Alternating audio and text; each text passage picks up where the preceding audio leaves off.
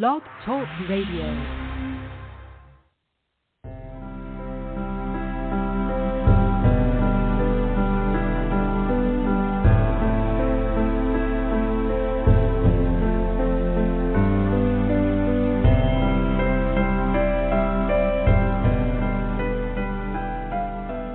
Welcome to Nightlight.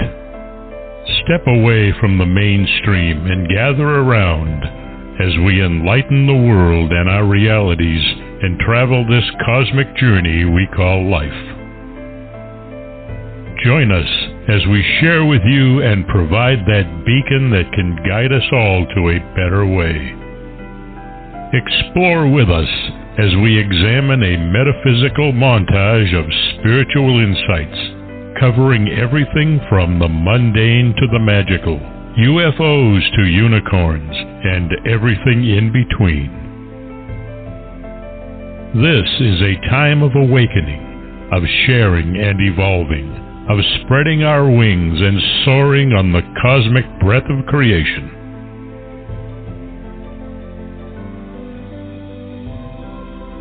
Come and join with other light-minded spirits as we weave our lights together to seek understanding, enlightenment, and with a little luck, some wisdom.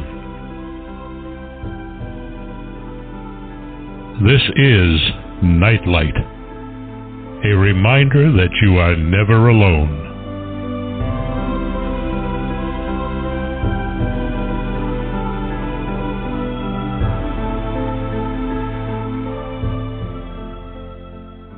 Welcome to Nightlight, everybody. I want to thank first Ken Quiethawk for the amazing intro. Please check him out. He's a very famous native storyteller, and his profession and how he has practiced it and shared his magic and his storytelling with the world is quite phenomenal. Find him on the internet, Native Storytellers or Ken Quiethawk. It's amazing material. Please check it out. It's a way of preserving history far better than the written word, I feel. I have with me tonight Joseph Selbie, and he's written a book called The Physics of God. The Physics of God, and it's an amazing book, and it explains. It has explanations of transcendent phenomena given by saints, sages, and near-death experiencers. Miracles, immortality, heaven, God, and transcendent awareness. They are fully cogent with scientific discoveries in the fields of relativity, quantum physics, medicine, M theory, neuroscience, and quantum biology. That's a mouthful, and yet he has pulled it together. This book describes the intersections of science and religion with colorful, easy-to-understand metaphors, making abstruse subjects within both science and religion easily accessible to the layman. No math, no dogma. This is an intriguing book, and it's insightful, and it expands awareness to a point where it kind of brings a lot of stuff closer together than I've ever seen it done before. It pulls back the curtain on the light show illusion we call matter, connects string theory's hidden brain worlds to religion's transcendent heavens, reveals the scientific secret of life and immortality, quantum biology's startling discovery that the human body is continuously entangled, demonstrates the miracle-making power of our minds to effect instantaneous psychological changes and physical and physiological changes as well. He is a dedicated meditator for over 40 years and has taught yoga and meditation throughout the United States and Europe. He's also the author of the Yugas, Keys to Understanding Our Hidden Past, Emerging Energy Age, and Enlightenment Future Keys to Understanding Our Hidden Past. It's an amazing book as well, and he will be back on the show to talk about that book, as well as his other book, Break Through the Limits of the Brane, which is, again, another one of these books that is scary at first when you look at the title, but once you get into the material, it's explained so so intricately and easily that you begin to have an understanding of a lot of these huge words that they throw at us. But I have to admit, the first half of his book was the meat, and the second half of the book was the dessert.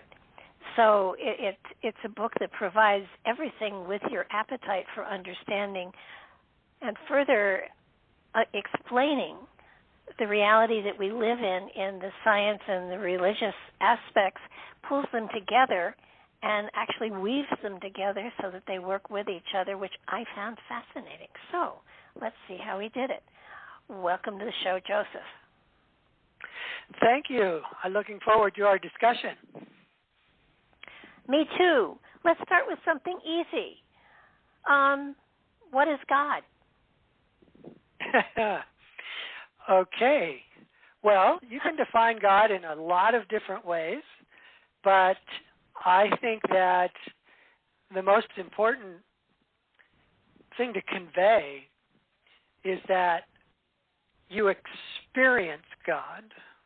It's not that you figure out in your mind what God is and therefore you have God. The key is that God is a profound experience. The great master of yoga, Paramahansa Yogananda, described God as ever new joy, that it is this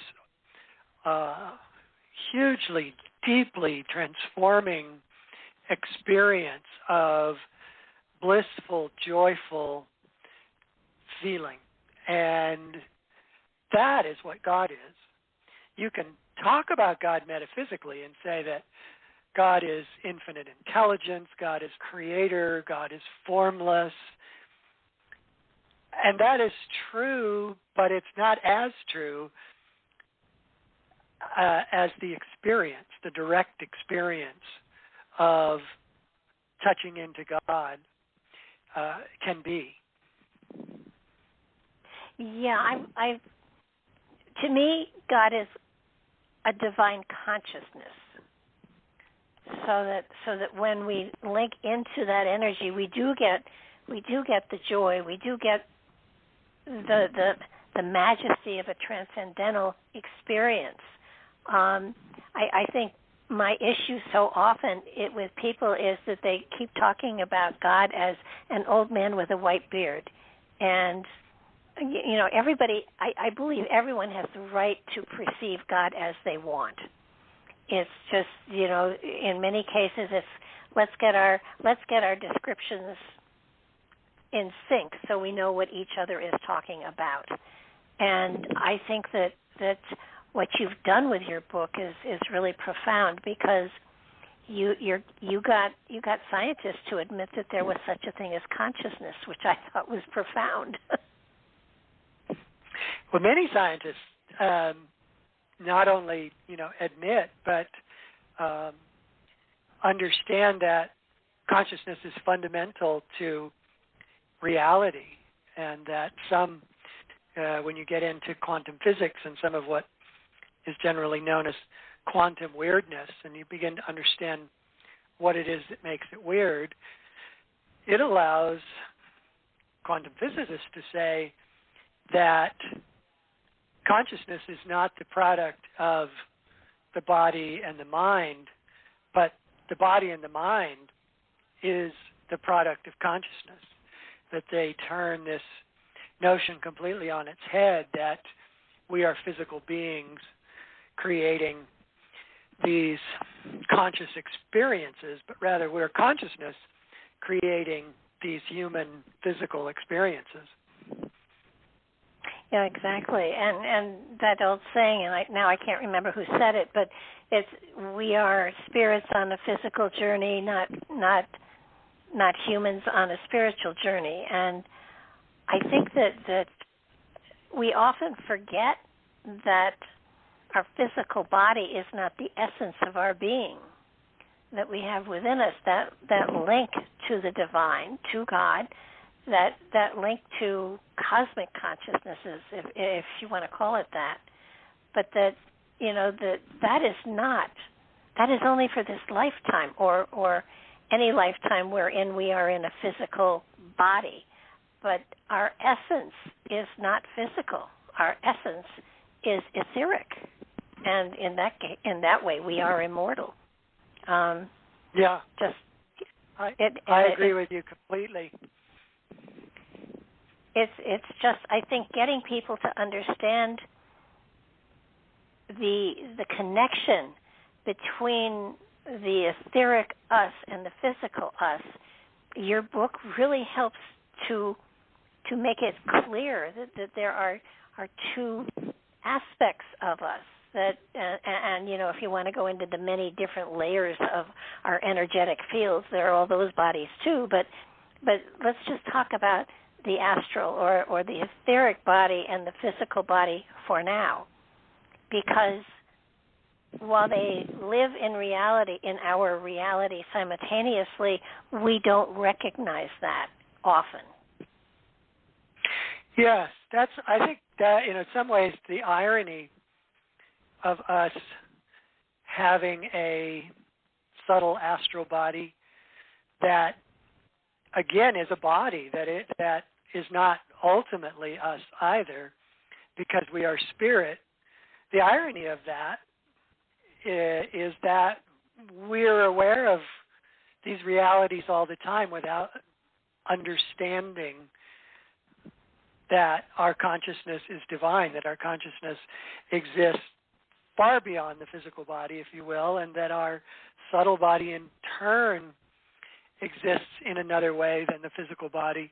And yet without spirit, without the astral body, the physical body couldn't exist. But our senses fool us. Our senses fool us. They are very convincing that the world in which we move and act in a physical manner is a very convincing show. It's a very convincing movie, and we get caught up in it to the point where we're not even looking for any other possible reality that is more subtle. But the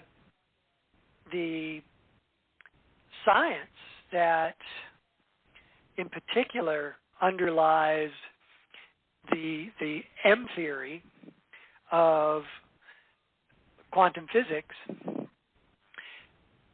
it very much supports the notion that we have this other subtle reality, particularly supports the notion that we have a astral body or an energy body.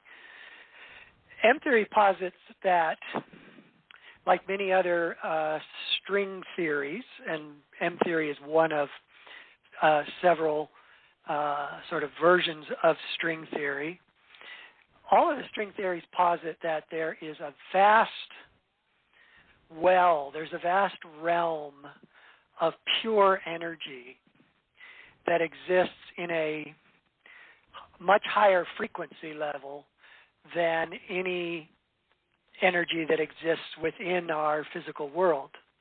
So even the highest frequency, the gamma frequencies at the high end of the electromagnetic spectrum, are still slow frequencies in comparison to the higher frequencies that string theory posits make up this vast realm of energy. And it is indeed vast. The string theory, many of the string theories, M theory in particular, posits that entire other universes can exist in this energy verse, in this energy realm, that are as vast as the one we inhabit. And in fact, there is room, if you will, although that is a bit of a misnomer, but we'll use that term. There's room in that vast realm for unlimited other physical universes. So would you equate the different frequencies to dimensions? In other words, there are different dimensions. Is the frequency would that be an equation that, could you say that they were the same, or is there a difference between different dimensions and different frequencies? Well, within M theory, there is this concept known as a brane, a B-R-A-N-E, which is a contraction of the word membrane. And the M theorists use this term to describe layers within this vast realm of energy that exist at higher and higher levels of frequency, even beyond the amazingly high level of frequency of even the first brane, the one sort of nearest the Earth, if you will, nearest the universe.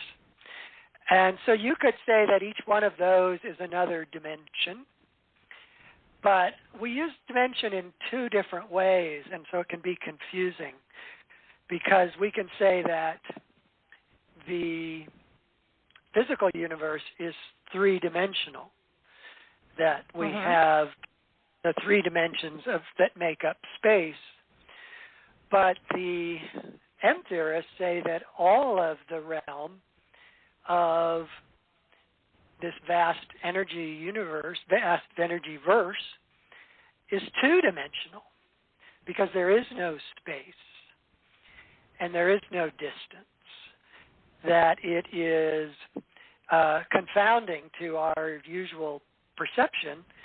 It is a realm that has none of the spatial or distance or time characteristics of this physical universe, and that this two-dimensionality can be considered to be a kind of dimension, or you can say that each brane is another dimension. So it gets a little confusing, and I've tried to be as clear as possible about that in the book. So I would say that yes, this vast realm is multidimensional, but every one of those dimensions has two dimensions. So if you think about the way energy works, it's a wave that vibrates up and down or left and right, but it vibrates within two dimensions only, where space exists within three dimensions. So everything in this vast realm has that quality. Now, if we compare what M theory is saying about the brain-like, layer-like structure of this infinite ocean of energy to what religions refer to as the heavens, you'll find there is an amazing amount of conformity between the two, that in pretty much every religious tradition, certainly every experiential spiritual tradition, there is the concept that there are higher realms that we go to after death. Near-death experiencers attest to this. But they also say that there are levels in these heavens. So do the religions of the world. There is the notion in Christian teachings of the highest heaven, the seventh heaven, and there's the first heaven, and so forth, referred to directly in the Bible. You find a story about Muhammad being taken up into the heavens in a dream, and he goes through all of 7 different layers of the heavens. Each one is more refined. Each one is more spiritual and pure than the last, until the 7th heaven is the ultimate in purity and in consciousness. You see this in Hinduism. You see it in Buddhism. So there's a remarkable congruence there between M theory's brains and heavens, different layers of heaven. So what I believe what we're seeing, and is corroborated by near-death experiencers, is that part of the structure of the heavens, the reality of the heavens, is that they're pure energy, which you can also think of as being pure light, and that the beings who inhabit those realms are light beings. or angels or us when we're between lifetimes. And that depending on our consciousness, we'll be drawn to different layers in that stack, that multi-layered heaven. We're drawn to different parts. I've always been fascinated by some of the stories told by near-death experiencers where they are being guided through their experience, and they often say, well, I want to know more. I want to go, take me up to the highest heavens. And the guide will take them, but they'll be very clear when they're there that it doesn't feel comfortable to them, that it's too high for them. It's not the vibration level at which they are comfortable. And the same can be said for them being taken to lower levels and not feeling comfortable. So we all, when we die, we vibrationally find our way to the zone, to the brane in heaven that fits our vibration. So many near-death experiencers use the term, frequency and vibration to describe what separates these different layers. So that's part of the picture that science gives us about our subtle body, so that when we are in the heavens and we're aware of them, generally, for those of us not transcendent masters yet, we're still in something that looks to us like a form. It looks to us like our physical body looked, only perhaps we're younger, healthier. We don't have any of the ills of the body, but the body appears very similar to the way our physical body looks when we come back from these experiences. I think a lot of people don't, they have the concept that they go in their physical body, and it's their etheric body. It's their I don't know what to call it. Actually, their shade. It's almost like their shadow. It's not physical. It's cloud-like. It's another form, but it's still them. And so many people think that particular realm is exactly like this realm, and it's not. And it's hard to explain to people because, of course, they haven't experienced it. So, once they experience it, they'll say, oh, that's what she meant. Because it just, to me, this going to another frequency, going to another realm makes a great deal of sense.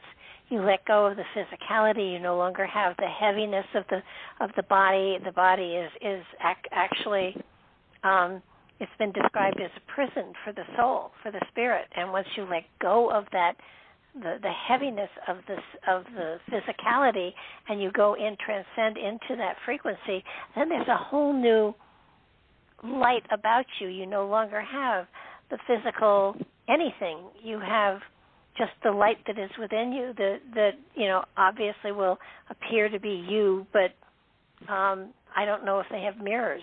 So I've never spoken to anybody that said I looked for a mirror to see just how good I looked. And on occasion, I will tap into somebody who has just crossed over for their family to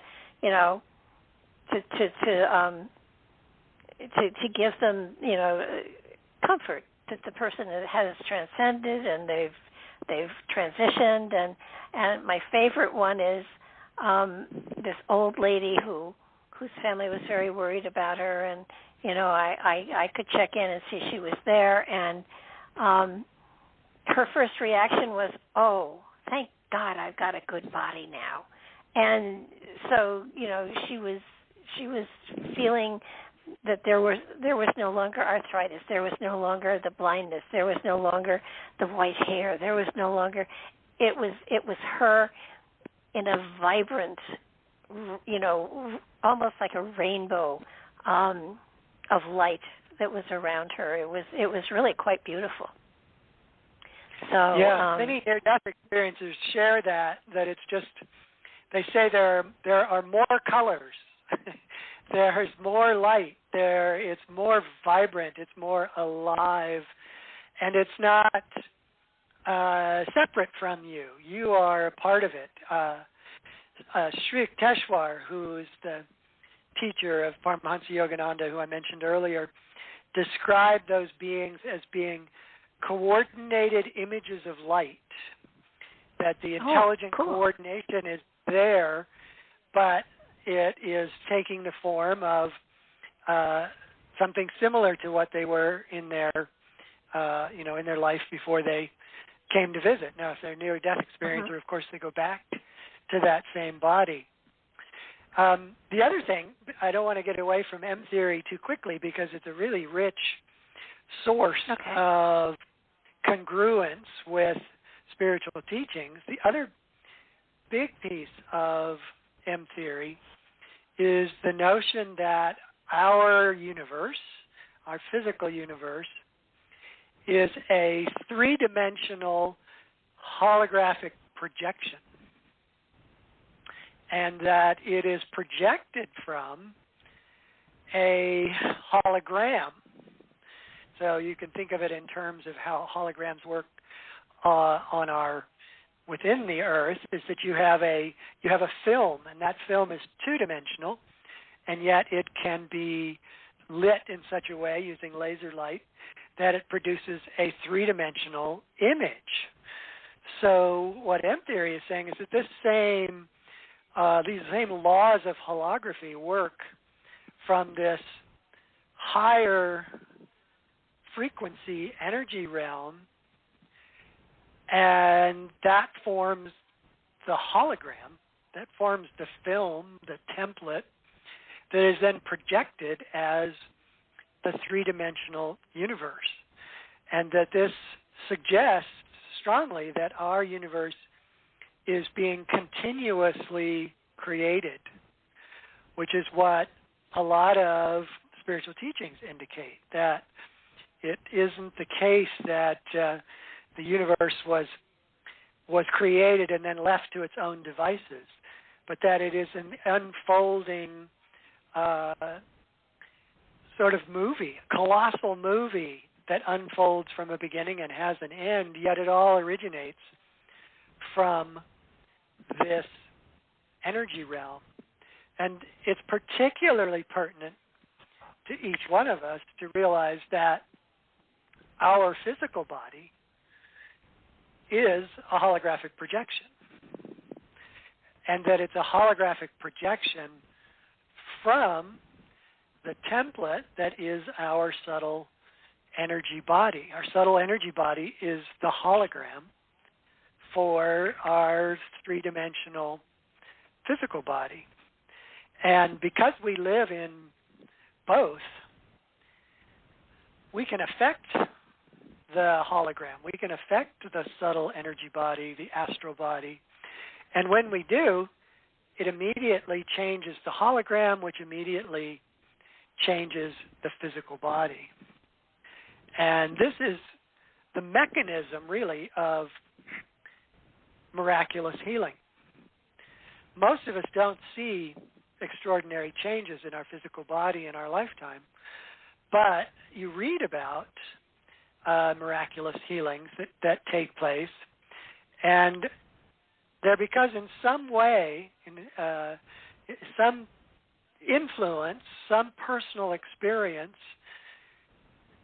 could be near death, could be many other things, so profoundly changes that person's heart and mind that their subtle body is immediately changed and their physical body is immediately changed after that.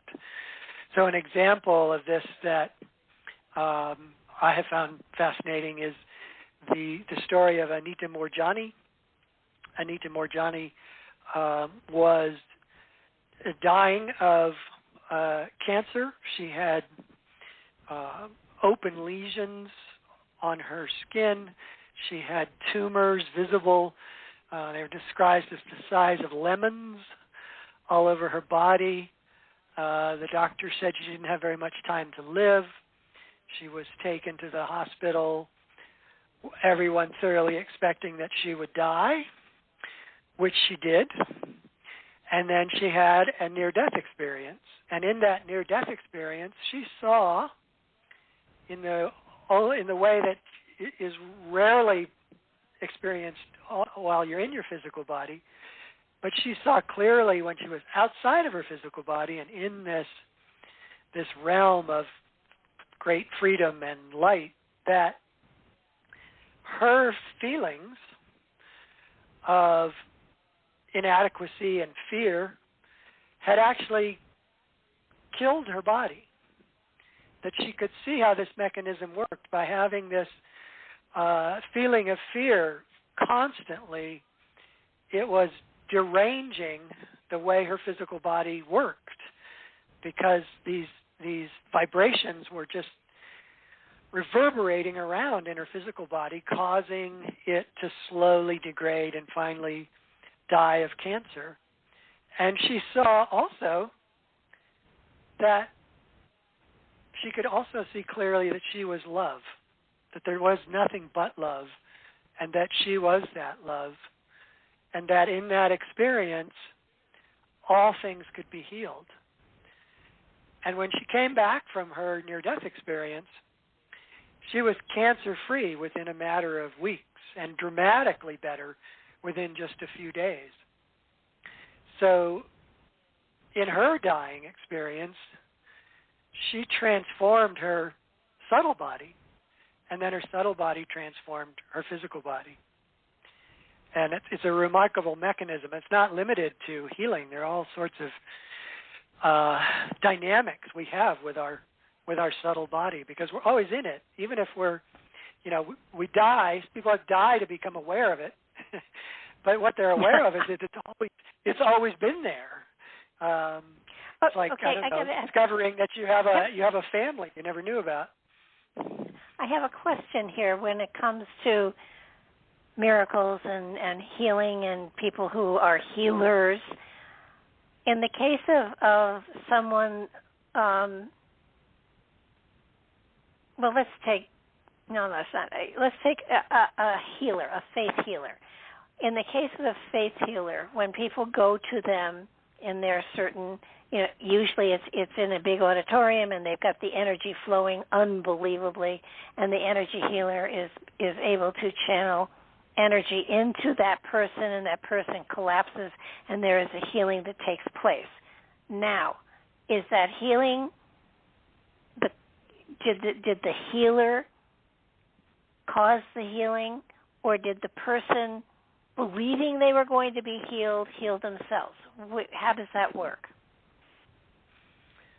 It's an interesting question. I think it's got to be a combination of both, because if I wasn't open to that at all, I don't think it would affect me, because I've got to let it in to, open my heart to that kind of change. And if I don't, if my mind is telling me this is impossible, this person's a quack, all these people are crazy, then I'm just blocking any kind of change that I might be able to experience. So I have to be involved. But then I think, as you say, that vibration that a healer creates, whether it's in a crowd, that like you were describing, or just one-on-one, that vibration has to be powerful enough for me to feel it. It's got to get past my usual feeling. I have to be moved by it. I have to be uplifted by it. And I'm not exactly sure why in the instances like you were talking about, people collapse, but maybe it's just so overwhelming, so much new energy going through you that you can't really process it, and you do collapse or pass out. But I think that is the combination. You have to be open to it, and then the healer has to be a genuine healer to create that space, to create that feeling, so that you can. drink it in. Yeah, I guess it's almost like they're jump-starting awareness within you. Mm-hmm. Like, with cars that need to have a jump start, but once they've been jumped, then they're able to function. But let's take the case of faith healers that have, brought people back from death. Jesus, told Lazarus to come forth. In that kind of case, again, is it energy from one triggering an energy in another to turn around and do something different? You ask very interesting questions. So, Lazarus, his body is dead, but Lazarus isn't dead, right? Lazarus he's in his subtle body, and he knows that he's healthy and full of life. But I think there's a period, a lot of religious, esoteric, religious and spiritual teaching suggests that when people die, they don't immediately go to the heavens. They kind of hang around their physical body. They stay near the people they love, and they stay in the world that is familiar to them to some extent. And so don't think I know this. I'm kind of putting pieces together. But I think that somebody with the power of Christ, who is fully realized, fully aware of all aspects of creation, could just draw Lazarus back into that dead physical body. And, it's Lazarus's life force that's reigniting the body and getting the heart beating again and the lungs breathing. It's his spirit, but Jesus is drawing him in. That would be the way I would think of it. Obviously, I've never been asked that question, and I really don't know how well I've answered it. But I think it all really is centered, as I think you were hinting, in the astral, in the subtle. Those kind of healing experience happen because we are deathless beings still living in the light. Oh yeah. No, that's what I am so glad for your book, because it does make such great sense that we are. I mean, the fact that I am literally an avatar for my spirit to ride in, and that I can trade it in like when I need a new winter coat. If I'm done with this body, let me go on to the next one. It's very much like that, and there's fear that has been inbred into us by organized religions that this is it, this is the end, and it's not. It's just a stepping stone. And I think that your book helps to make it so obvious that we are the projection. We are not the reality. And so the etheric on the other side is working through us to gather information. I think there's some place it's written, I didn't write it, but it's written someplace, that the earth plane is the only place where there is a physical experience, that basically in other realms we are basically more in the etheric field than the physical presence that we have created here. Yeah, I would say, well, I'm not sure that the earth is the only place, but I think it is given. I'm sorry about that. I didn't realize that I had dropped off, so I talked for quite a while. You guys missed just a wonderful answer to your question that I'll never be able to repeat in exactly the same way. Well, let's try.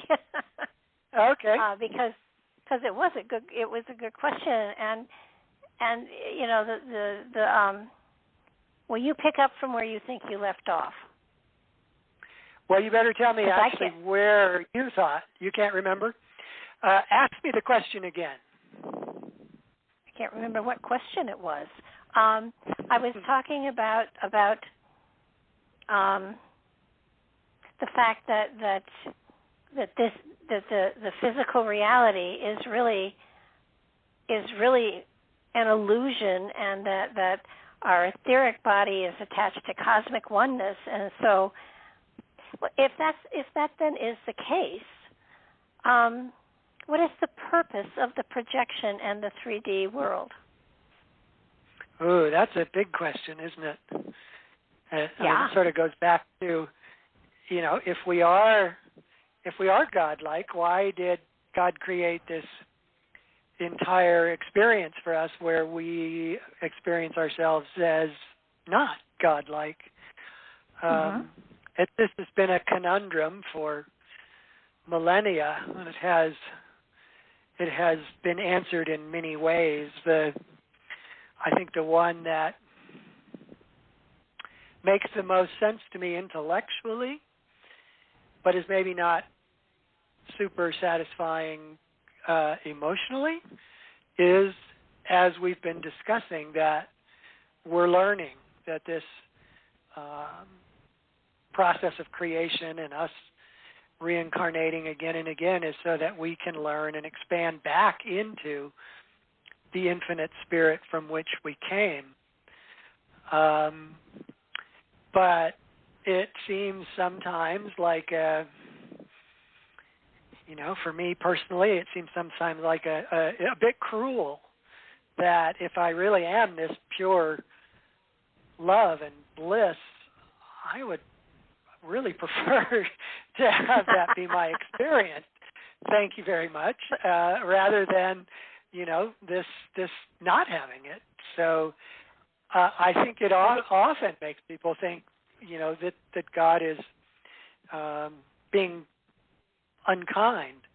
But on the other hand, there is an answer that I also like, which satisfies the heart, which is that when you do realize God again, it's as if the whole dream just vanishes in an instant, and that you wake up and you're awake.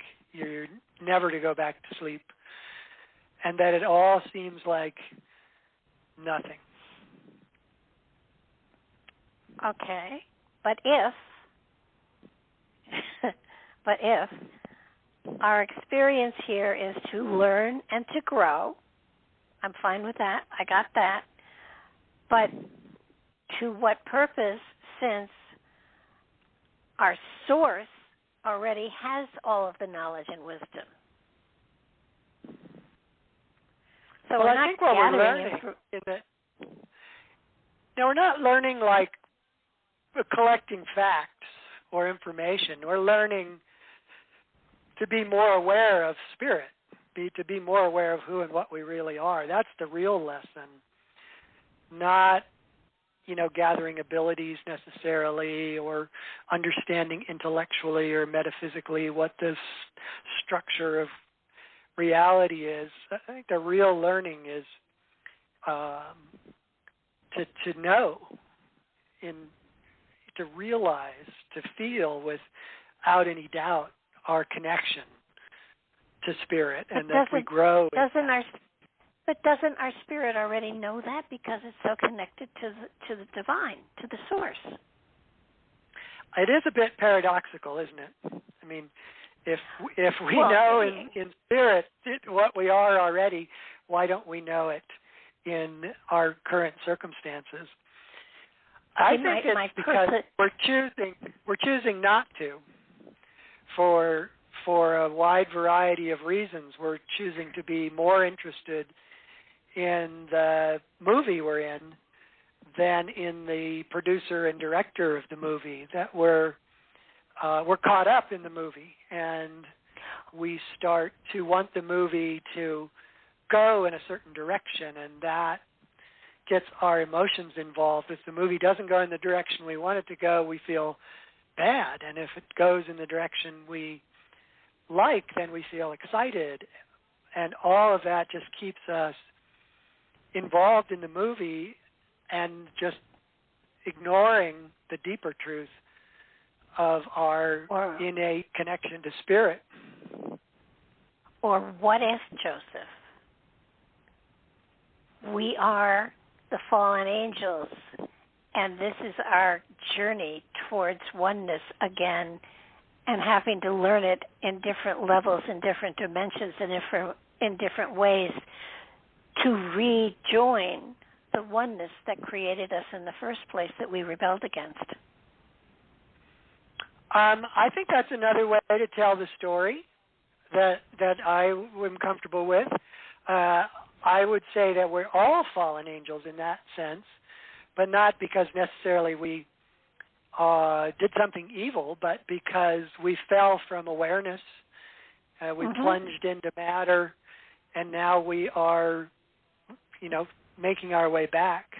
I think that's a good story. I think there are a lot of stories, and I don't mean to say that that it belittles truth, but it's just that there are so many ways to explain such a big and important facet of what we're dealing with, and that they all tell a different important part of the whole. I think the one thing that most people struggle with is that while we are an immortal spirit, we're not being watched over and judged by the source. That this is a journey, and what happens is supposed to happen, and we are having the experience we need to have, and even though sometimes it feels cruel and unjust and unfair, on some level there's a purpose to it that defines and redefines and polishes the spiritual energy that we are in the second dimension because of experiences in the third dimension.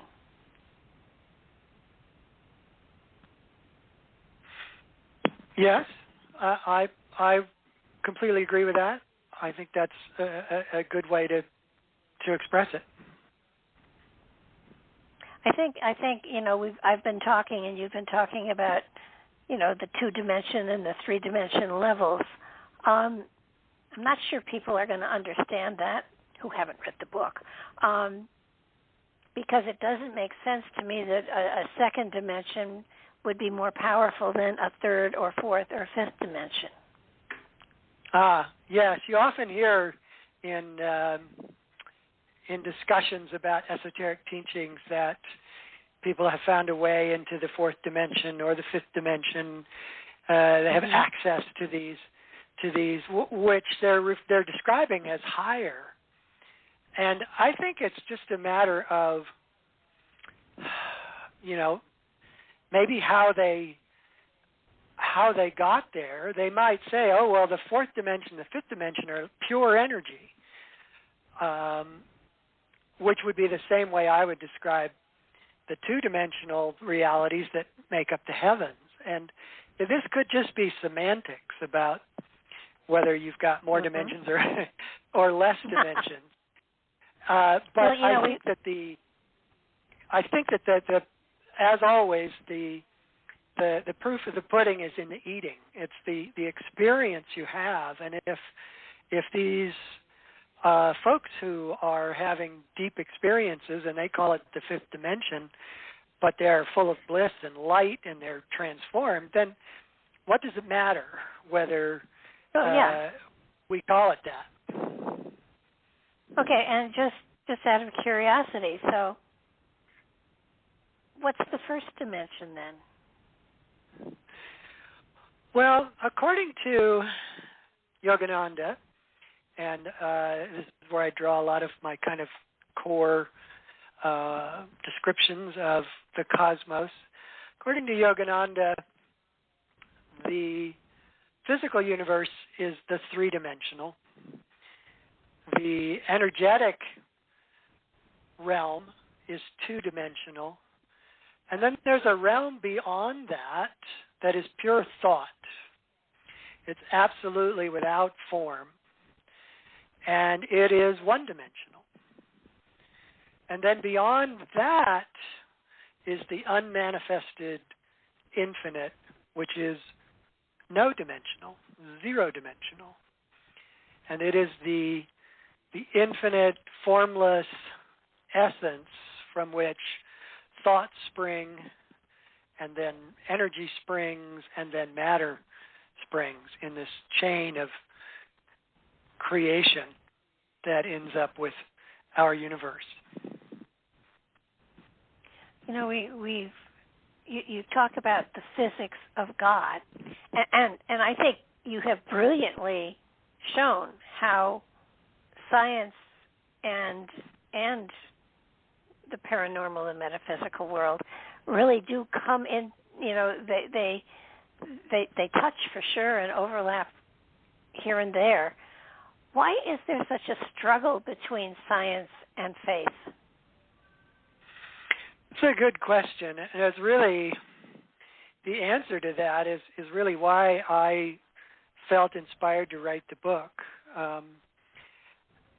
In order to reconcile science and religion, you have to do two things. One is that you have to see that the discoveries of science and then the interpretations of what those discoveries mean are two separate things.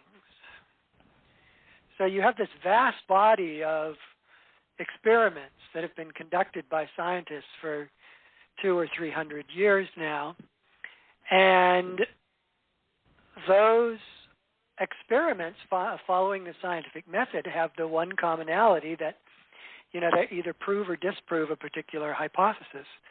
So we have a lot of proven hypotheses, but then they're rolled together by scientists into theories, into interconnecting, integrated ways of seeing what reality is.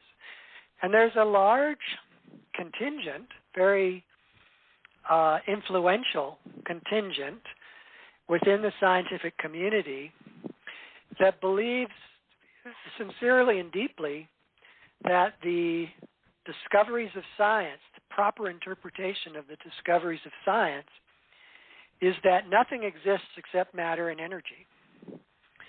And it's really a belief system. It's a stance that they take that eliminates the possibilities of in their minds, of there being any truth to spiritual teachings or to anything paranormal, because matter and energy interactions simply cannot explain subtle spiritual teachings. And so, rather than perhaps taking the obvious route and saying, well, maybe there's something wrong with our interpretation, they just say, no, there's something wrong with religion and spiritual experience altogether. It's just all nonsense. But the good news is that even though this is a very influential core of scientists who, by and large, control the journals that publish papers by other scientists, and thus ensure that there's always an interpretation that fits scientific materialism, even though that core group exists, they're a minority. According to a Pew research study that was done in 2008, I believe, 41% of scientists considered themselves to be scientific materialists, where 51% of scientists believed in God or a higher power. So even among scientists, they're not a unified, monolithic opinion about science. So if you can understand that you've got this interpretation of the discoveries on the one hand, and then you've got the discoveries themselves, it opens you up to read the works of other scientists who see consciousness possible, who see subtle realities beyond the physical realm possible in the same discoveries, in the same world. So that's the first thing you have to do, is realize that, a lot of people will say, well, science tells us X. And you have to realize that that is a scientist telling you X. It's not science. Science is just a means of discovery. Science is just a very methodical way of making discoveries. And it doesn't tell you anything. It just tells you whether a hypothesis is correct or incorrect. And there are literally millions of hypotheses that have been the basis of experiments in science for all these hundreds of years. So that's the first thing, is realize it is to understand that there is a strong group of people who interpret the discoveries of science to mean that matter and energy is all there is. But there's a larger group of scientists who can accept that there is the possibility of God and a higher consciousness that exists. Then on the other hand, you have religion. And I used religion very definitely as the comparative point between science and religion, because it's in religion rather than in spirituality that we find the equally problematic human tendency for all the members of one religion to want to feel like theirs is the best and only religion, and that there becomes a rather than religions looking for the core experiential spirituality that unites them, they look for all the key things that differentiate them from all the other religions. And then they develop rituals and tenets and dogmas, which makes the scientists look at it and say, this is just a mess. There's no rhyme or reason to all this, and so it's easy for them to think it's all just superstitious nonsense. But if you do the same thing that I suggested you do with science and take a look at who is interpreting what religion is, rather than just taking what the interpreters are saying as the truth. And you will find that just like there's this hardcore of scientific materialists, there's a whole realm of theologians that exist in religions who have not themselves had high spiritual experience, and yet they turn the testimony of the saints and sages who have had high spiritual experience, they turn it into theology. They turn it into religious theories rather than scientific theories. And they have not had the actual deep experience. It's often told, you've probably heard this, but if you could imagine, Jesus and Buddha and Krishna and other saints all meeting in the same place, they would all just laugh. They would all just enjoy each other's joy and not see any differentiation between them. That is the interpretation of theologians. So you get rid of the scientific materialist interpretation of the science discoveries, and you get rid of the theological debris that has attached itself to religions for centuries, and you just look at what the saints and sages say directly about their experience, and suddenly there is no division. You have... Well, it's been said that Einstein, one of the books that he read a great deal was Madame Blavatsky, and he had notes all over the place in her book. So even though he was a scientist, he definitely was getting into the esoteric side as well.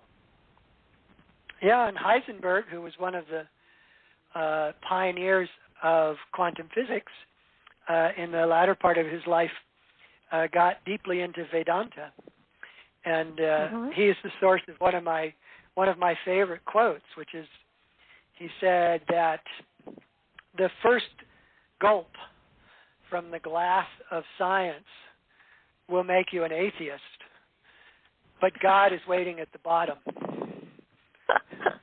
I love it.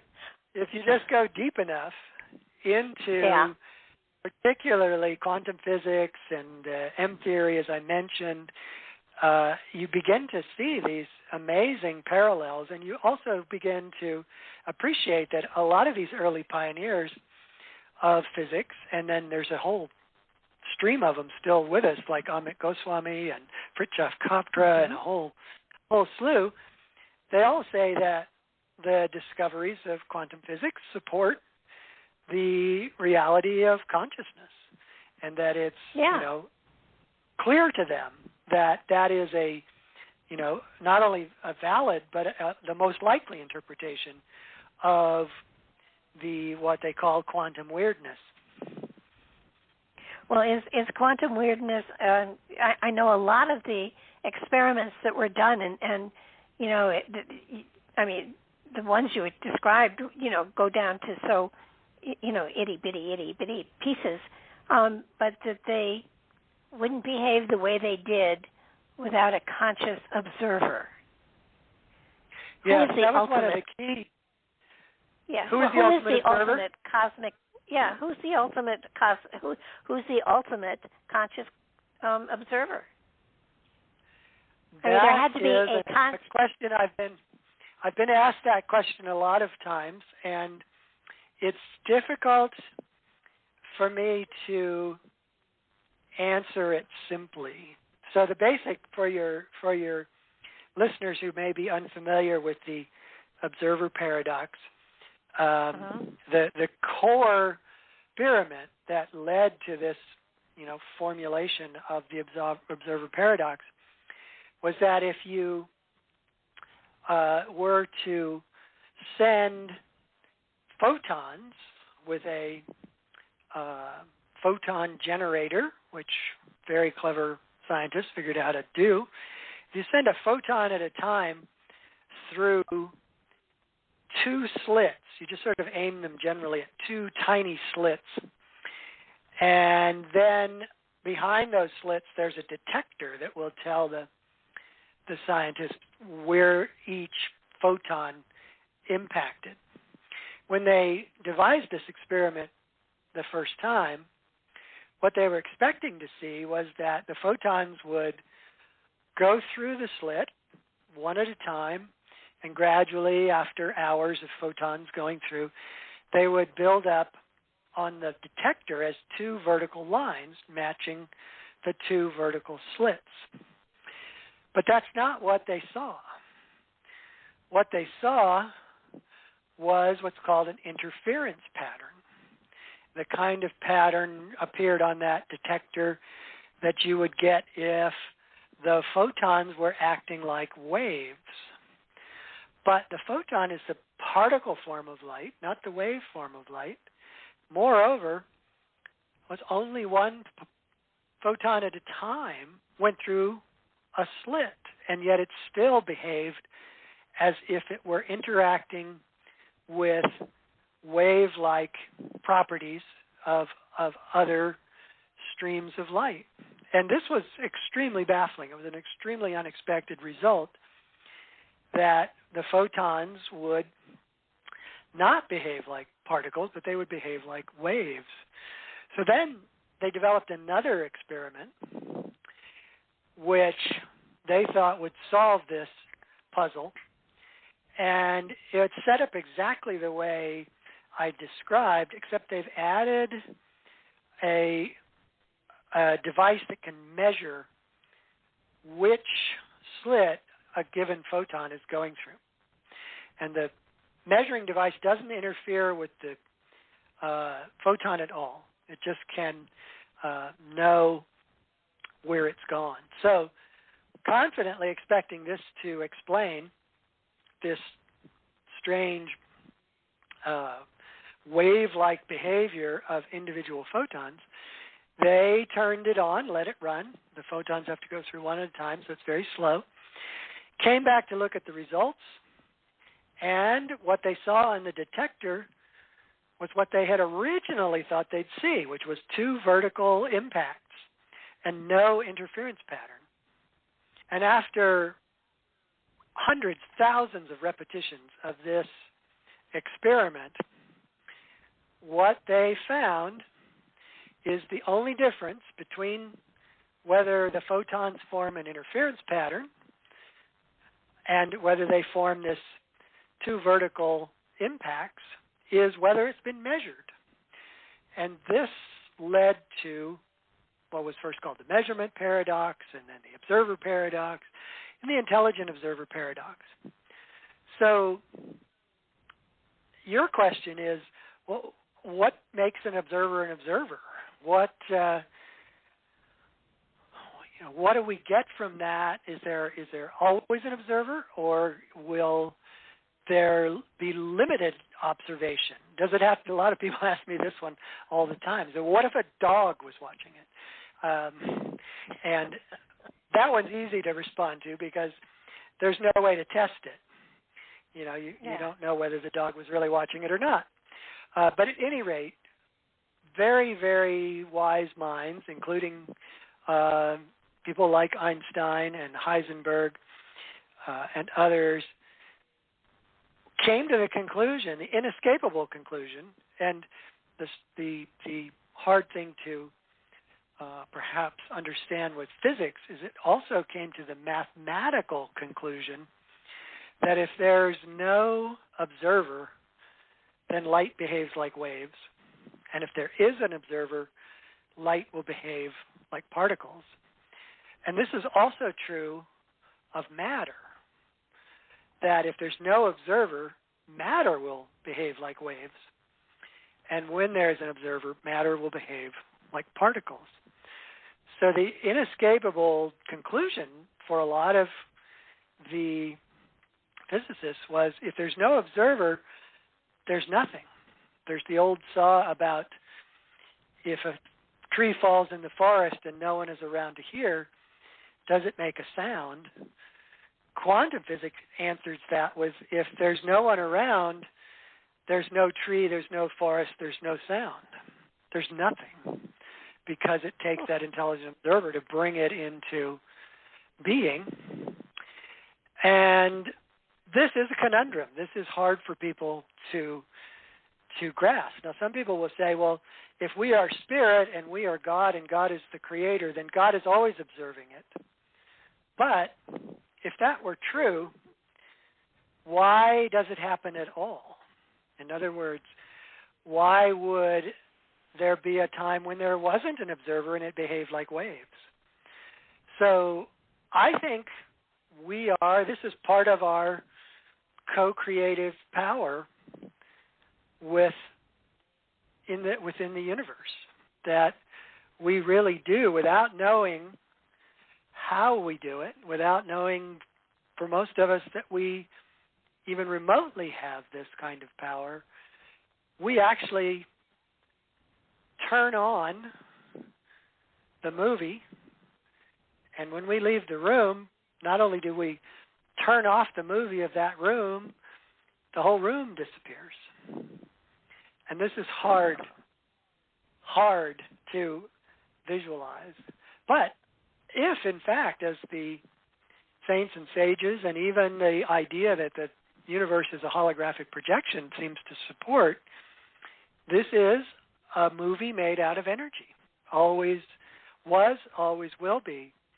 And so, and its intelligence, the template of the movie, exists in the astral. It exists in the subtle energy. It doesn't exist here. Oh, okay. So the movie still exists. It's just we turn it on or off. And we come in on the movie at different times, and then it turns on, and then when we go, it keeps playing in the wave-like form, in the astral energy form, and then when we come back, we turn it back into a material movie. Well, okay, so jumping from there to the fact that most of the important stuff comes from the astral plane to manifest into the physical. Now, our body, the physical, has a brain, and they've often said we only use 7 to 10% of our brain. So what is the brain for?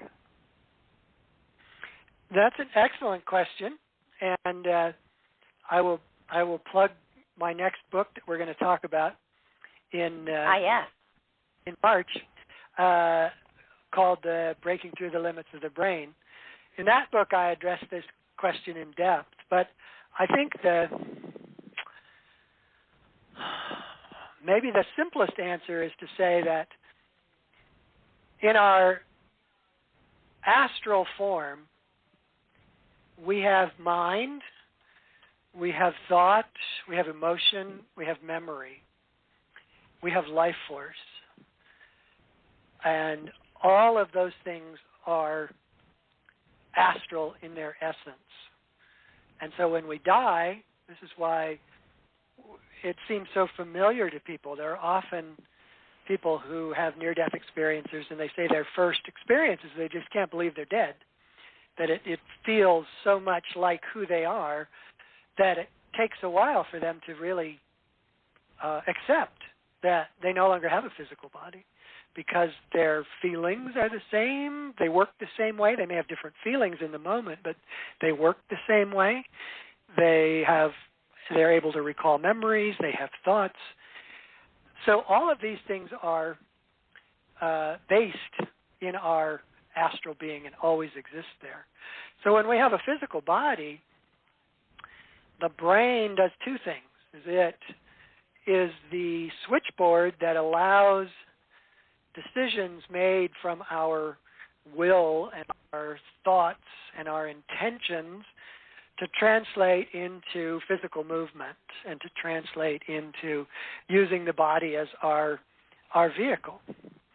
So in that sense, the brain is like a switchboard. There's another sense that our brain is like a radio, that it can tune in to a thought station, if you will. And when the brain tunes into a thought station, then we start experiencing a train of thoughts or a chain of memories, rather like a radio station playing. So there is a dynamic there, but the strongest partner of the dance by far between subtle body and physical body is the subtle body. The subtle body really has the most control and awareness and power, and the physical body is really, without the astral, is inert matter.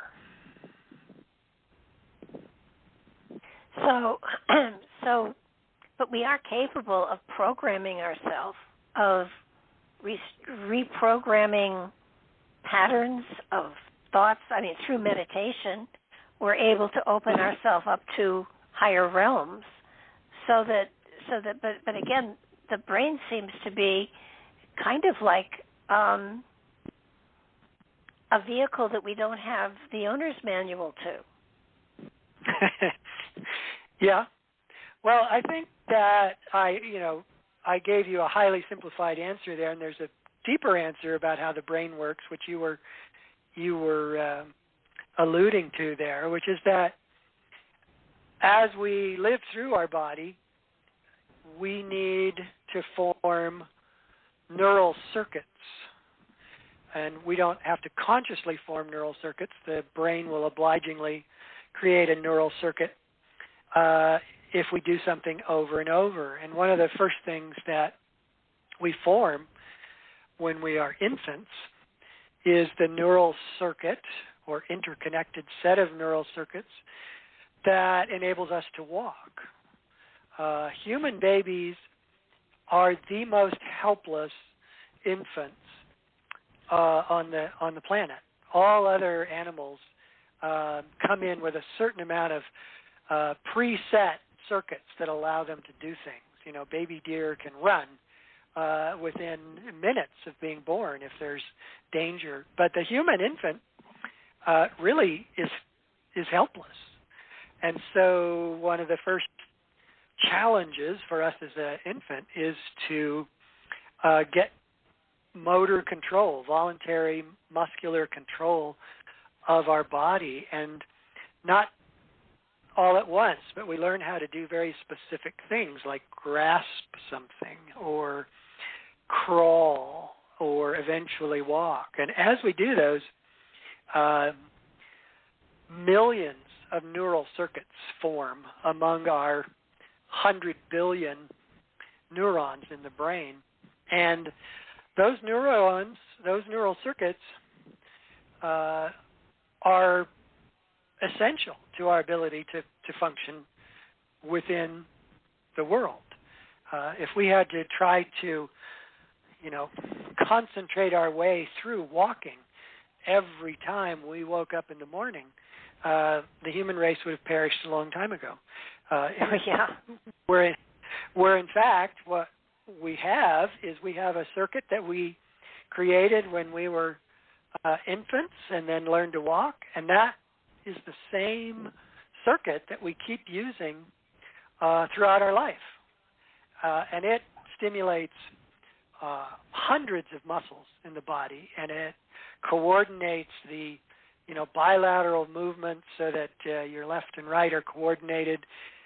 And it's really an amazing thing, and it happens without us even having to think about it. But millions of neurons are involved in just us sitting up and walking across the room. So neural circuits form to help us not have to not have to relearn everything, and that there's a certain level of automatic response to these neural circuits. But as we get older, we form neural circuits in response to how we react to things or how we think about things. And by react, I mean react emotionally. We develop circuits that, if we repeatedly don't like a certain food, every time we see that certain food, that neural circuit will fire and we will have the same emotional reaction. It connects to the emotions in the subtle body, but the emotion is don't like that. I'm not the kind of person that eats that, whatever it is you say. But we make thousands of these. We make probably millions of these circuits that are really about personal preferences. And so the mind becomes a key part of what I was talking about earlier, of us just getting so involved in the movie and not in the movie projector and the director and producer behind it, that we don't see it. We're so caught up because these circuits fire automatically. We become, unfortunately, and I hate to say it, and I when I researched it, I was kind of aghast at how true it is, but we become fairly automatic as we get older. We respond to things in the same way over and over and over, and those cause us to have trains of thought. They cause us to feel certain ways. They cause us to say the same things to people. And where once that automatic response was a helpful, necessary thing for us to be able to function in the physical world, the subsequent neural circuits that we form that are about emotional reactions to things tend to make us prisoners of the physical body. We just are so caught up in the movie that's playing, and that we're perceiving, as we're perceiving ourselves as an actor in that movie, in this physical drama. And so the brain becomes at first the brain is our friend, and then the brain can become our enemy. But importantly, as you said, and I'm really glad you said it, is that the brain is forever plastic. Even though we might make 1 million circuits, if we just do something over and over again, it'll create a new circuit, just as readily as it did when we were an infant. So the circuits we can build, if we so choose, are circuits that remind us of our higher nature, that connect us to spirit. And the very first circuit that I encourage everybody to build anew, if they haven't already, is to meditate. Because meditation, I was thinking about this in an interview not long ago where somebody says, well, Joseph, what's it like to have meditated for over 40 years? And I was thinking, well, it's really not that I've meditated for 40 years. It's that I've plugged into spirit for 40 years. That's the real question. What's it like to plug into spirit for 40 years? That makes more sense. So meditation is a gateway to that higher experience because it does two things. Meditation, almost all forms of meditation do this, but there are exceptions. But almost all forms help you still the body so that the barrage of sensory stimulation diminishes, and they focus your mind so that your thoughts become less just freewheelingly associative, a constant stream of thoughts. They help. A good meditation technique will help you bring your mind to a focus. And when those two things happen, and not necessarily completely, but even as they begin to happen, increased physical stillness and increased mental focus, or just mental calmness, you begin to just feel spirit. It's very natural and very wonderful. And that becomes an automatic thing. That becomes the circuit that fires as readily as any other circuit. And if you cultivate it and stay with it in the same way that you developed a circuit that helps you walk, this way you develop a circuit that automatically takes you into spirit, so that your meditation is not always a challenge. And when you start out meditation, everybody has the same kind of problem, which is it's hard to sit still, it's hard to get the mind to calm down, and it can be frustrating, and people can decide that I'm just not cut out for meditation, it's not for me. But if you stick with it, just a few more weeks, you will find that those neural circuits that you formed in the process of meditating make it progressively easier. It's easier to sit still. It's easier to bring the mind to a focus. And as it becomes easier, you have much better results of feeling your higher self, tuning into your subtle body. All of the above happen because you're really deliberately and consciously letting go of physical awareness. And when you do that, you go right into subtle awareness. If I can add to that, I have found that that by doing this, it opens you also up to greater creativity and greater inspiration. And that changes the light that flows through you so that you're able to use those qualities to a greater extent than you were before. I have found that meditation for me opened the creative door to insight and wisdom and magic and all sorts of amazing gifts that we all carry within us. I'm nothing special. I'm just like everybody else. But when you get to that point where you are in stillness, it felt to me as though doors opened up all over the place. And not that I'm a great artist, but I started painting and doing all sorts of stuff. And not that I'm a great author, but my writing increased amazingly well because I was touching more into the spiritual essence than I was to my intellectual limited frame of reference of the physical reality. So yes, I couldn't agree more. I think it's an excellent point. I mean, and when people tell me, my life is not working, I'm bored, and I'm this and I'm that, and it's like, have you been doing anything creative? Well, I'm not creative, then meditate. Because I promise you, if you stick with meditation, your creativity just absolutely floods you.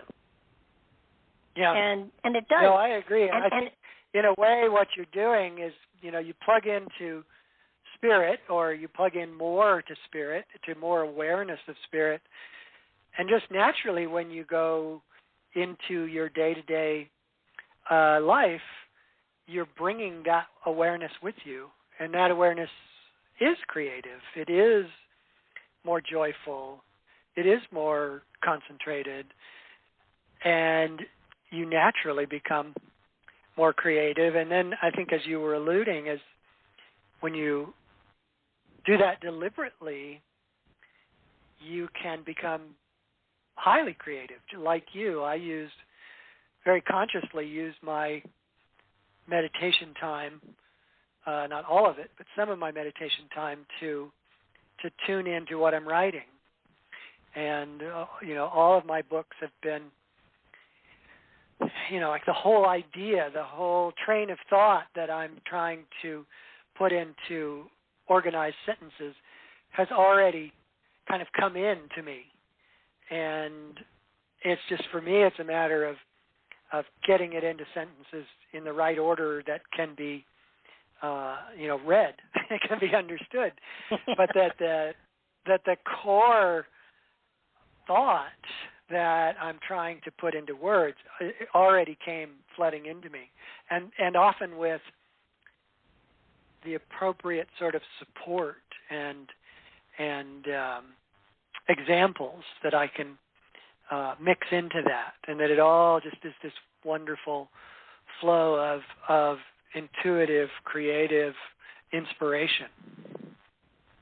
I think I envision it, I usually take things down to a very fundamental level. I envision it as like when I sit down to write or whatever, I sort of tap into the other side and say, "Are you ready?"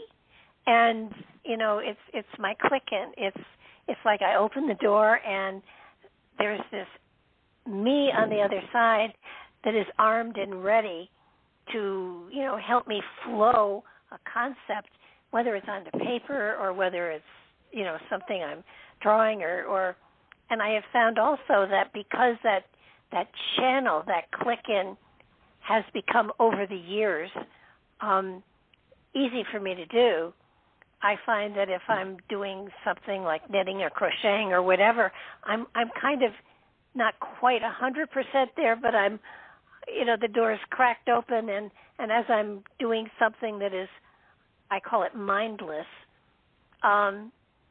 because my brain is not functioning,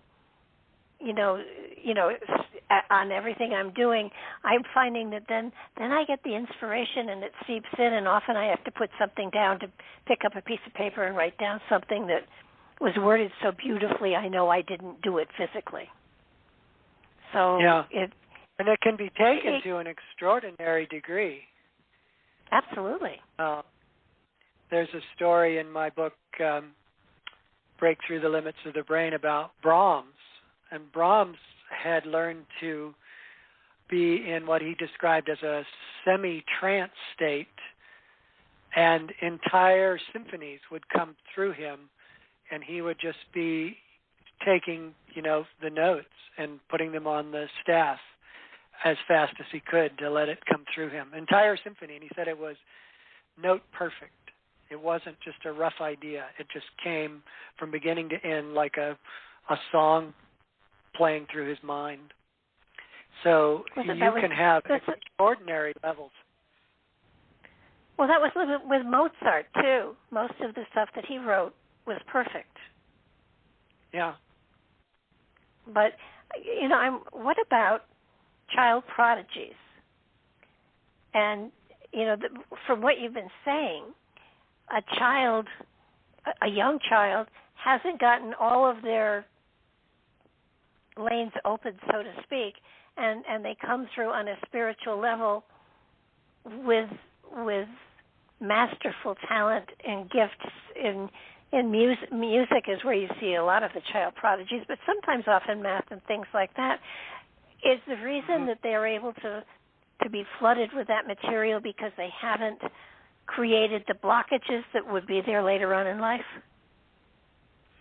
It might be that, but it could also be just the fact that we are always in two bodies, at least. I mean, we are in physical body and the astral body and maybe more subtle bodies beyond that.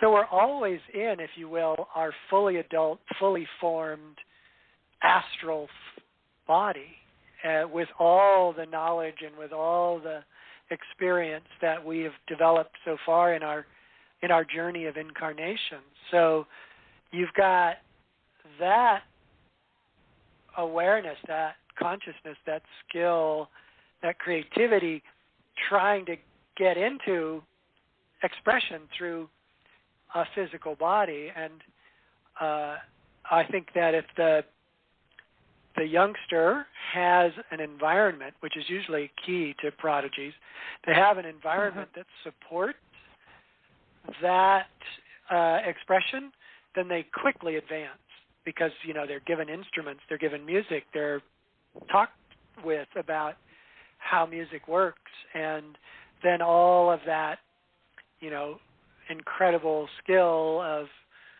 Mozart before he was born as Mozart is just got a channel to come through.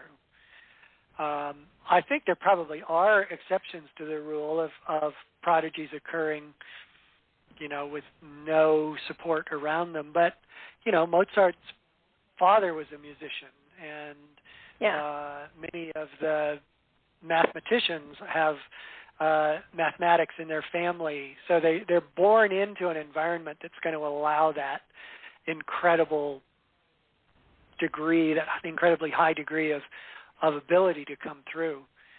So I think always it's the case that our astral self is the stronger dance partner than our physical self, and that it's always going to be the most influential. But we're not all karmically trying to be prodigies. No. We're here to learn the lessons that we need to learn, and they vary, as there are many of those as there are souls. Well, when you, just out of curiosity, before a spirit incarnates, does it have a playbook already in hand, or is it determined what the foundation of that life is going to be once it hits physical? I think so. Not that, I personally know this, but you certainly, I'm very enamored of the testimony of near-death experiencers. I find their descriptions of what they experience to be very illuminating about, the process of reincarnation and the process of having things you need to work out. There are so many stories among the near-death experiencers where the near-death experiencer doesn't want to go back.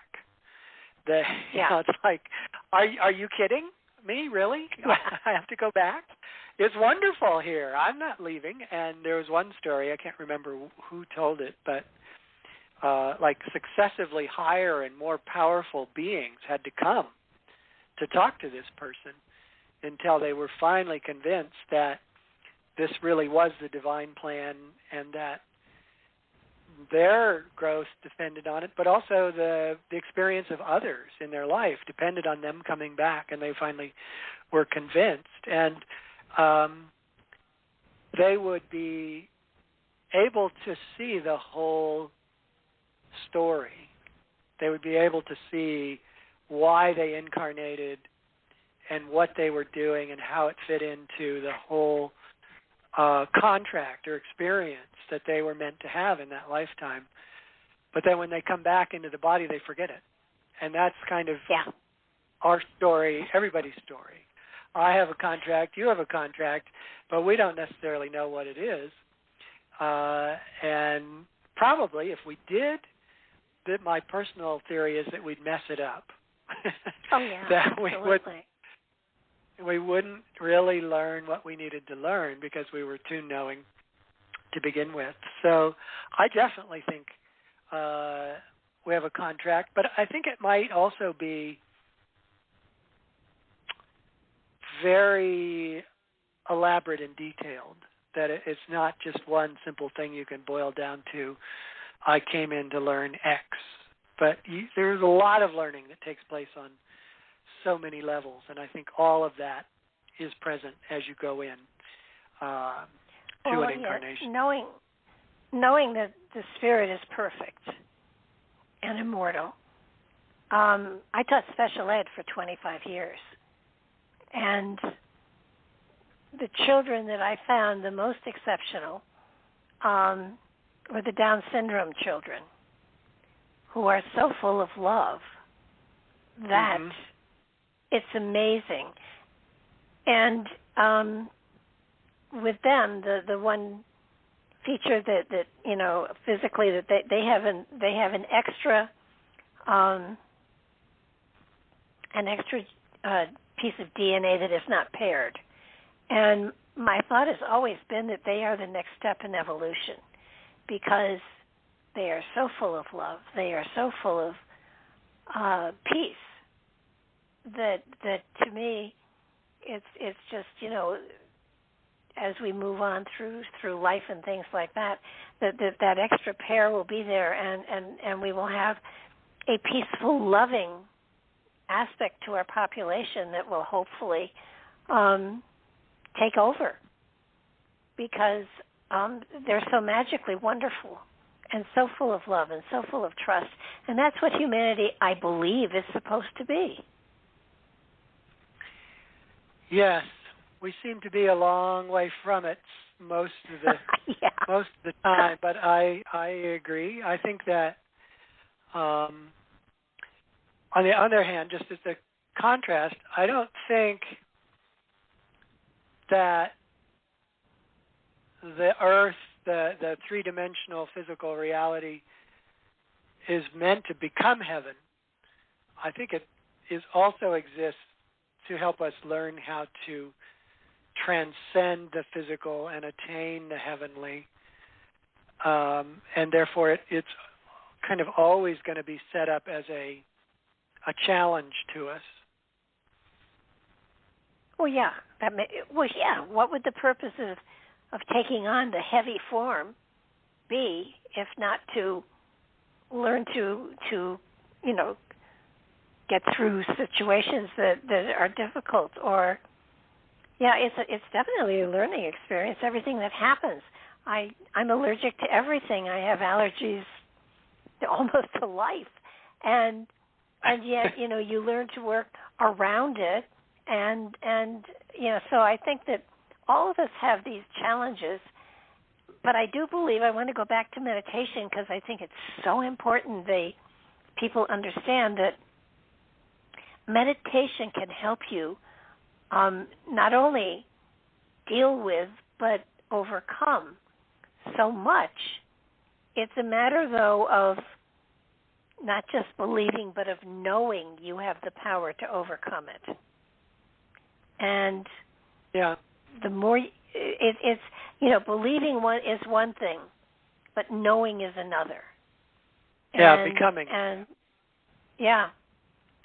So even though you may meditate constantly, if your meditation is not focused the best way for you, you aren't going to get the best out of it. And you don't need a teacher, you just need to go to where it feels absolutely right. And, sometimes it's lead meditation, sometimes it's mantras, sometimes it's affirmations, sometimes it's watching an ice cube dissolve, sometimes it's watching a flame flicker. So, there are so many different ways of meditating. I strongly urge people to try them all out, and when you find one that really works for you, stick with it. Mhm. Yeah, but they're useful. The techniques are, I think, if you deliberately practice a technique that helps you still the body and focus the mind, that those other kind of experiences, like you talked about, watching an an ice cube melt. Ice cube, yeah. Because no one in their right mind lets ice cream melt. Come on. Yeah, no, I know, unless you really like it that way. But those kind of moment-like experiences come more naturally if you've had deeper meditations. So I practice Kriya Yoga, which was taught by Paramahansa Yogananda, and it has been for me just a most amazing, transformative technique, because it stills the breathing. It's a pranayama technique, and the end result is that your natural predilection to breathe in and just keep breathing like you normally would is released, and you can calmly remain without breath for some time, or it's much, much slower, and all your life force is drawn inward and upward into the point between the eyebrows, and it is an extremely effective technique for plugging yourself into that infinite spirit. So for those who are drawn to it, you can read about it on my website. You can read about it in the Autobiography of a Yogi. You can probably read a lot about it online just by Googling it. But for those of you who might be drawn to something deeper or different than what you're doing, I highly recommend Kriya. Well, isn't meditation also a journey into meeting yourself? Yes, but I think what a meditation technique is speeds you along on the journey. It just makes the journey from physical to subtle more easy. But it's still about finding your infinite self in whatever degrees of experience you have as you meditate and meditate and meditate. That ultimately is always what it is. The masters don't need to meditate. The masters just are aware of infinite blissful consciousness all the time, and they know themselves to be that infinite blissful consciousness without having to themselves meditate. Well, I think also I think that's something for people to realize, that there are masters on the earth plane at all times. It isn't, just the ones that have already passed over. I mean, there are masters that are here, and they're subtle and kind, and they're not out to make a buck. They're out to share their joy and their love. And when you find one, it's amazing to be able to experience the presence of somebody who is whole, really whole. And yeah, you can it's palpable. You can feel them. Yeah. You can feel the energy in the room shift, and it becomes almost an automatic high, which is, I had a young man once who was convinced that drugs would get him into an emotional high that was phenomenal, and I said, you just don't know what meditation can do for you, because that's a high that is hard to come down from. And, it's peaceful and everything. It's just everything is clicking, and everything is brighter.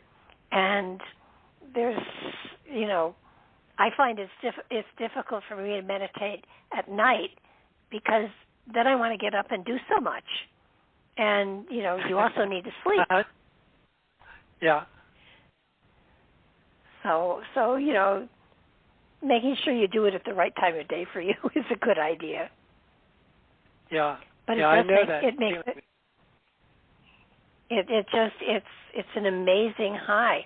I think what I wanted to also ask you, because I noticed we're running close to out of time.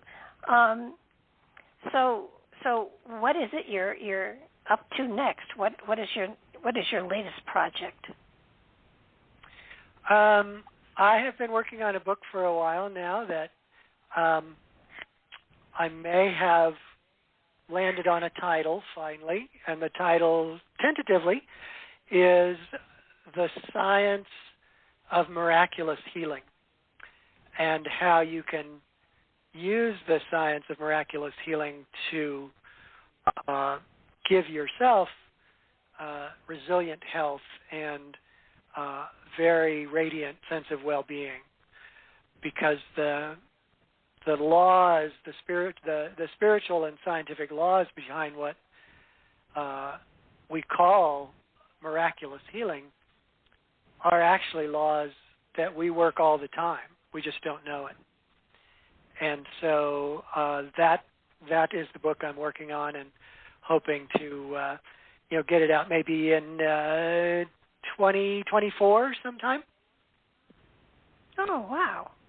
Well, also, you have that book on the Nagas and Yugas. Yugas, sorry. Can you fill us in a little bit about the Yugas too, because that looks like a fascinating book. It's definitely on my list to read. Well, the Yugas is a concept that's been around for thousands of years in India. Literally might go back as far as 6000 BC. And the essential idea of the Yugas is that human civilization becomes more enlightened and less enlightened in a ever-repeating cycle of 24,000 years. And that in that cycle there are distinct ages or yugas. Yugas literally just means an age. And we see this not just in India, but we see in the concept in Greece of the Golden Age, Silver Age, Bronze Age, and Iron Age. And it also exists in many other traditional cultures, the idea that if you look backward, you will see higher ages in the past, and if you look forward, you can anticipate higher ages in the future, and that the Yugas is a very specific organization of the stages that mankind goes through. And we're on the upswing, having just come through what would effectively be known as the Dark Ages, and we had periods of that time we called the Dark Ages, but really that large part of that time was very dark and very material and very without spiritual guidance. And now we're coming into an age that is more about energy, both outwardly and inwardly. Outwardly, we have a civilization that is exploiting energy. We're exploiting petroleum. We're exploiting hydroelectric. We're exploiting solar power and nuclear power in order to make our civilization run. But we're also more aware of subtle energy than in the past.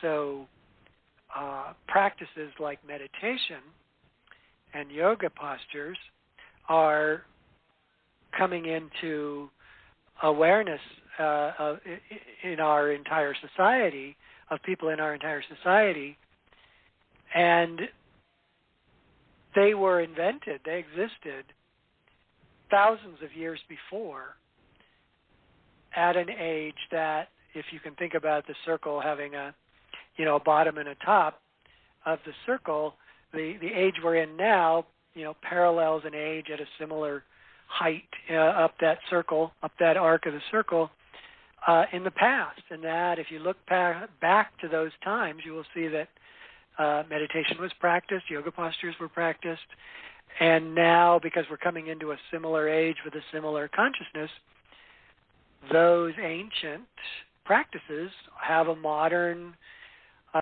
purpose. And there's a lot in that whole cycle of the Yugas that's fascinating that I go into in my book. I go into some of the really ancient artifacts like the Great Pyramid, but also into more subtle things like the Vedas and Sanskrit that show incredible, what would you call it, sophistication. Sanskrit came out fully formed. Does this have a connection to the progression of the equinoxes as well? Yes, but only to the entire circle, not to the individual signs. So there's 12 signs, right? Each one would be 2,000 years long in order to make a 24,000-year cycle. So the Yugas don't align to those particular changing from one sign to the other, but the whole cycle takes place in the same 24,000 years as the precession of the equinoxes. So there is one connection there. But anyway, the basic notion that we had higher ages in the past is something people have been fascinated with for a long time in modern days. And then the notion that we have a more positive future is reassuring to people, and I really try to explore that in the book fully to give us some hope about what's coming. Well, I mean, there's no what that old saying: those who don't learn history are doomed to repeat it. And I do believe that there are cycles that we have been through, and I hopefully think we're coming to an end of a cycle, because it's people are really worried that the world's going to end, and that's not the case. I think we are going through a growth. We've had dark ages before, and we'll have them again. And, we will survive. And there's a learning experience here someplace. But it just, I look forward to reading that book. I am definitely, it's on my book list. But so is your other book. So I feel that you have a real gift, and you are gifting humanity with amazing information. It's just a matter of getting them to listen and to experiment and to stretch themselves, because all you have to do is experience this once, and you will never look back. It's true. That good. But you got to get people. What I felt for some of the audience, not all of the audience, but some of the audience, I'm hoping to reach with The Physics of God and my other books, are people who have become convinced that science has ruled out the possibility of anything that religion claims, anything that is spirituality is just not possible. And I think that many of those people who have ruled out the possibility because they believe science is saying that, I think would be very thrilled to be able to embrace spirituality, knowing that science supports it, doesn't work against it. So that kind of mind, I'm hoping, can read one of my books and go, I can embrace spirituality. I don't have to go against my rational self. I can embrace spirituality because there is no contradiction. And so that I'm hoping to reach people who are stuck by what science seems to be telling them. I am sure that you will definitely reach those people. Just looked, we are out of time.